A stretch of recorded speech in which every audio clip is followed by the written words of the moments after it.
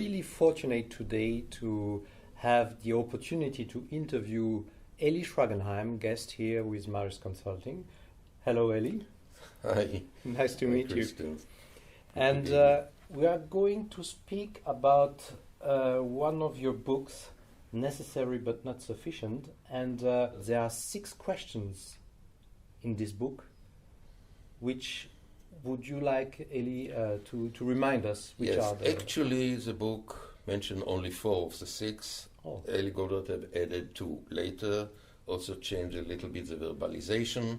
And I might not fully remember the full verbalization, but generally speaking, I like to tell you that I felt that this has huge amount of potential because I was old enough and fortunate enough to be there when the 5 focusing steps were first laid out to people.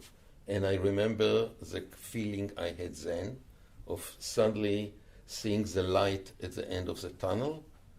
And when I saw the 6th question, I had the same kind of feeling.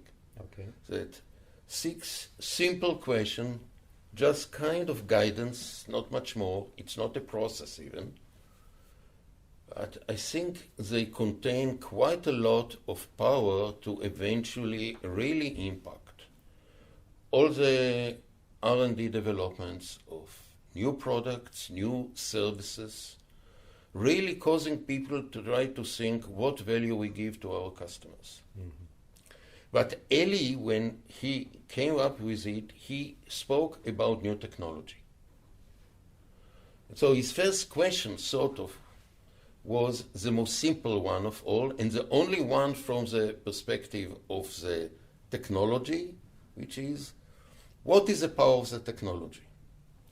The power of technology? Yeah, you are coming with some kind of new idea about new technology. Tell me, first of all, what is the power? What is something special?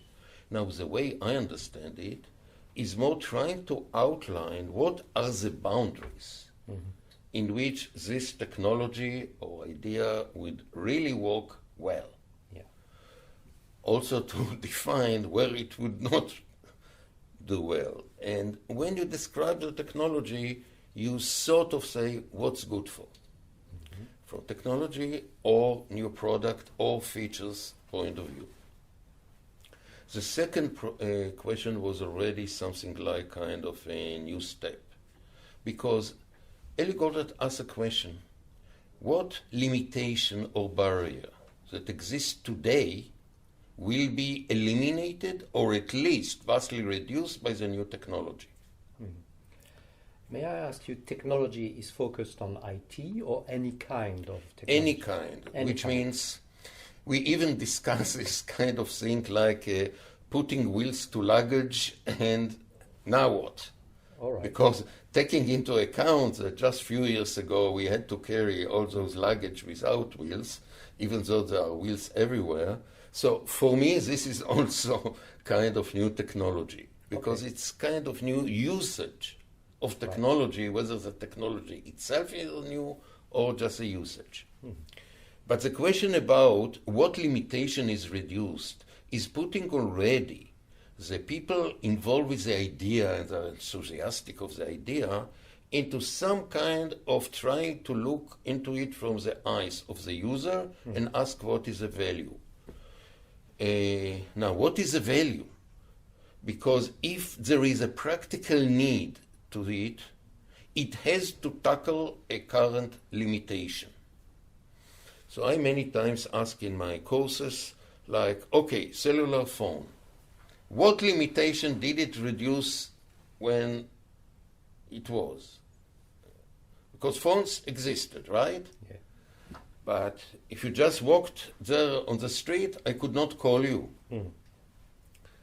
All right, so in itself, it forced someone to put the finger on something that is important. What limitation do we reduce? And you need to come up with some kind of good answer. Because if you cannot, well, maybe the technology does not bring any value. Okay. Suppose you do come with an answer. Comes question number 3, and it asks you, look again at the reality. Given that there is limitation, tell me what people do. How? So, in the world before the cellular phones, there were some technologies that tried to address the limitation. Mm-hmm. For instance, there was beeper, which at least tell you that someone is looking for you. And then there were quite a lot public phones. You don't see them any today because we no longer need them, but there were quite a lot, so you can connect. Now, why this is so important? Because you need to understand there is a limitation. There are current ways to deal with it or bypass the limitation, which now comes question number 4, which says, what should the user do? I mean, it could be processes, norms, whatever, in order to draw the full value of this new technology. Because between you and me, what is a real threat? You are coming up with something new, and people take the new, if they take it, and they try to behave with the old ways that they still bypass. So, look, there could be quite a lot of examples to try to bring the people did the same thing. I quite remember that there was, sometime in the 90s, there was a movement called re-engineering. Yep. First of all, they tried to say something pretty trivial, and you can, because they say, before the age of computerized age, people needed to fill up forms by writing. Comes a computer, and people fill forms into the computer. The same form now appears as a computer. Don't you think that something is lost here? Yeah. Okay, should it be exactly the same? Should the technology, well, what is the limit? Again, we need to rethink quite a lot in order to see how we draw the most value of the new technology. And Christian, please see what happens with too many new technologies that brought huge amount of value. That today there is no dispute that they brought huge value, but it took so long to materialize the value. Yeah.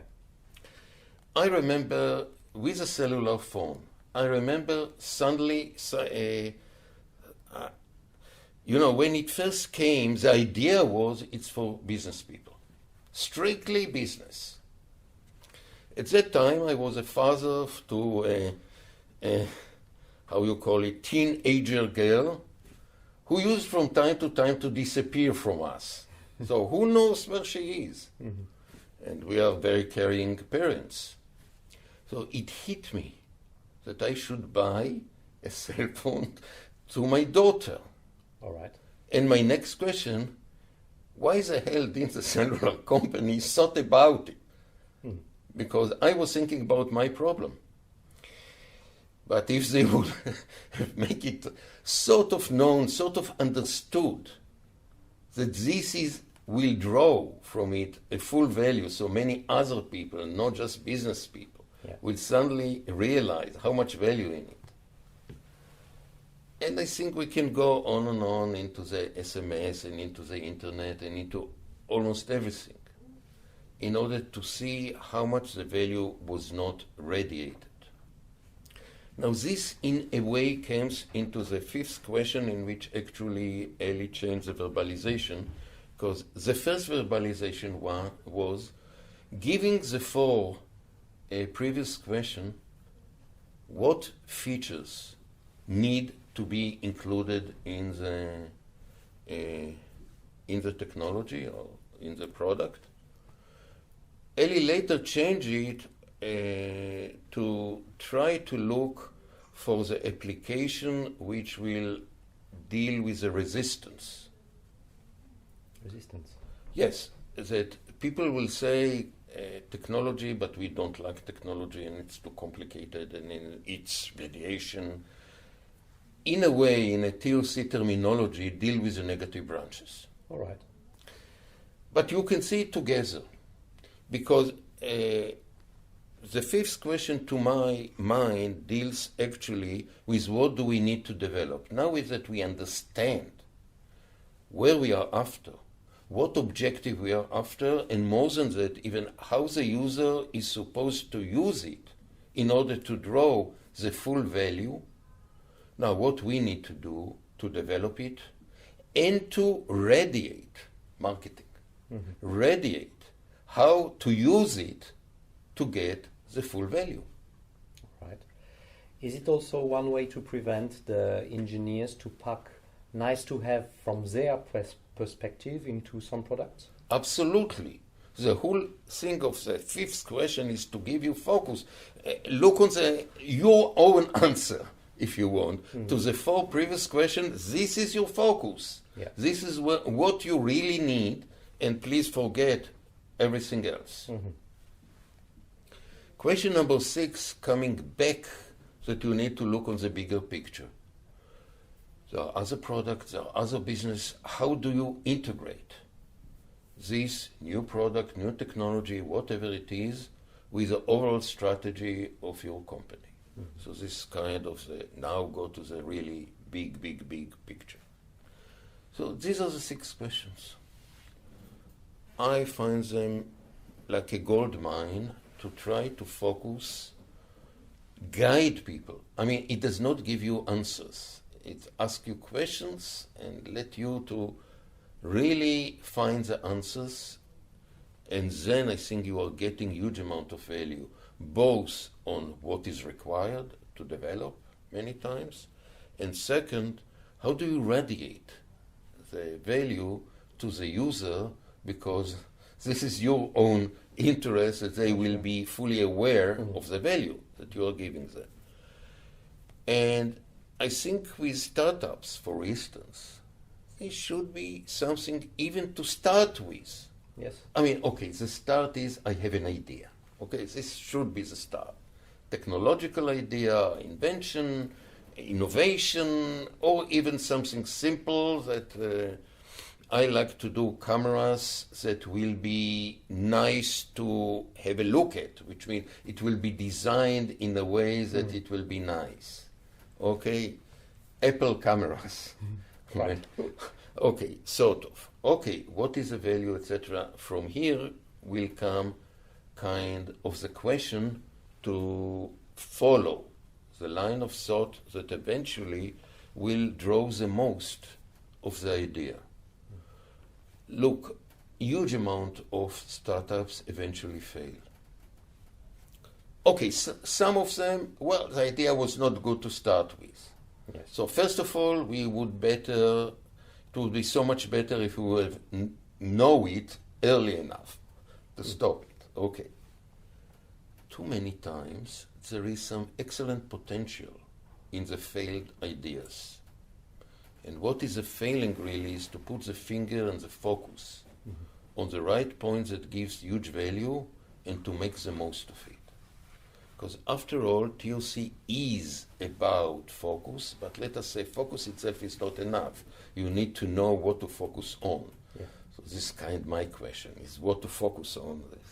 My own logo, if you want, to try to see. So I am very enthusiastic about the 6th question, and I urge myself, and I urge you, and I urge others, really to take it seriously, because I think the potential, we are very far from really exploiting the potential there. How really to make a process there that leads great people, how to really make something new that brings huge amount of value.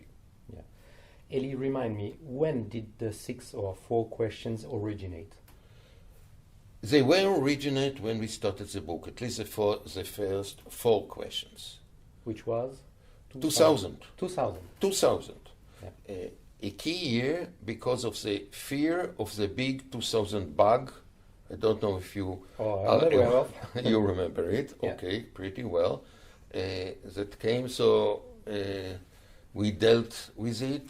The eventually let me tell the listeners that this book is a fiction book. And for me, it was very interesting fiction book because it really a book about the top management looking at a threat coming near. All right. In which the big bug would look like small temporary thing, but the question is, what value does it bring? Yeah. So I'm not sure whether the prophecy came up really, because I don't see the big value that the ERP started to bring, even though I see more and more that at least they are buzzard with it. This I do see.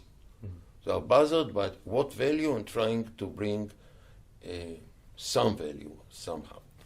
What strikes me with your explanation, Eli, is this now 6 questions are very actual because we are in a period where startups is quite a, let's say, a fashionable way of thinking to establish new businesses, come up with some new ideas. We have new technologies popping up, technologies as you define them, any kind of technologies. And what strikes me, it's really actual, even it's 14 years, 15 years after.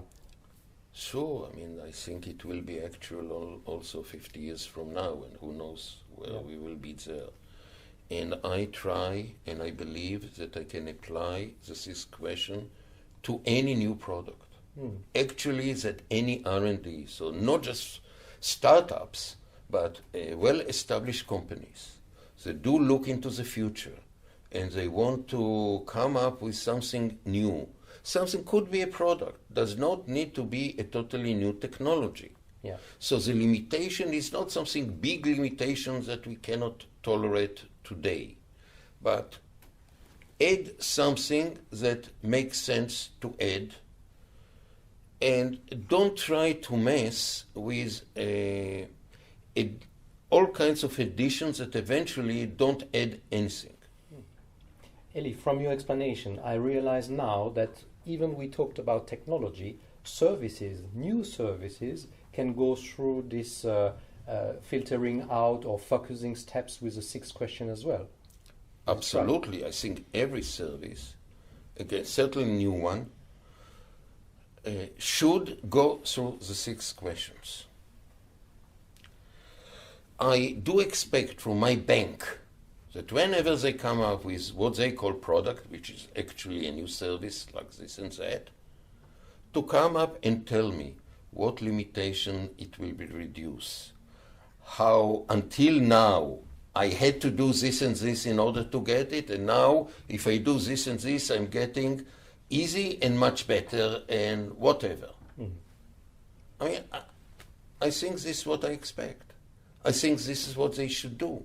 I think if they don't know to answer their questions, they should not come up with this new product. Yeah. And the last thing that strikes me, these 6 questions also blend pretty well with the lean startup movement I'm a little more familiar with, which is asking the users, what is your advice? Have a minimum viable product, test it with some users, get the feedback, try to understand, does it bring value? If yes, is it complete enough? If no, do we have to refocus, change, or completely discard the idea? So for me, it seems that even so the origin of the question is now 15 years ago, it's really up to date, and maybe even more the time is really ripe for them to be used now. Oh, certainly I think the time is ripe. But then again, TOC is a little bit, I would say, even bold to some degree. So ask the user, look, it depends. If something, you cannot ask users about something that is totally new, because you are not getting a valid answer. Yeah. But this does not mean that we should not ask ourselves and make some kind of logical analysis of how the user should use it. Mm-hmm. What are the difficulties? You can observe, you can ask the user indirect questions about how they are using what exists today and how they are dealing with a certain problem like this and that or whatever. This you can do and you should, but just tell them what you have in mind and ask them what they think about it. I think in many cases it's useless. All right. Anyway, we have a lot of food for thoughts. So thank you very much, Eli, for passing by here with Marris Consulting. And please show up anytime. It's a pleasure to listen to you. I might do it, so beware. Okay. You're welcome. Thank you, Chris. Thank you. Thank you.